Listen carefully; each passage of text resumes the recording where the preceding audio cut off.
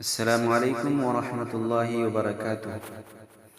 ایک سوال یہ ہے کہ گاڑی کو قسطوں میں خریدنا جائز ہے یا نہیں، اس بارے میں دارالعلوم دیوبند کا فتویٰ کیا کہتا ہے؟ تو دارالعلوم دیوبند نے یہی فتویٰ دیا کہ اگر قسطوں میں گاڑی خریدنے کی صورت میں سود دینا پڑے تو اس طرح گاڑی خریدنا ناجائز ہوگا۔ البتہ اگر گاڑی خریدتے وقت اس طرح معاملہ کر لیا جائے کہ جس سے گاڑی خریدنی ہے اس سے خریدتے وقت ہی اصل قیمت مع سود کے معاملہ کر لیا جائے، یعنی اگر گاڑی کی کیش قیمت 45,000 ہے اور قسطوں پر 50، تو خریدتے وقت ہی وہی معاملہ کر لیا جائے کہ میں قسطوں پر لوں گا اور 50,000 میں لوں گا، اور خریدنے والا بطور قسط رقم ادا کر دے۔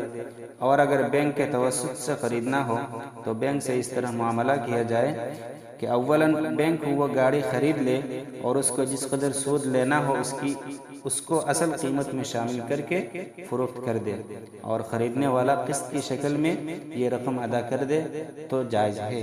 اس لیے اگر آپ قسطوں پر گاڑی خرید رہے ہیں تو ان تمام شرائط کو مد نظر رکھتے ہوئے خریدیں، انشاءاللہ جائز ہوگا۔ السلام علیکم ورحمۃ اللہ وبرکاتہ۔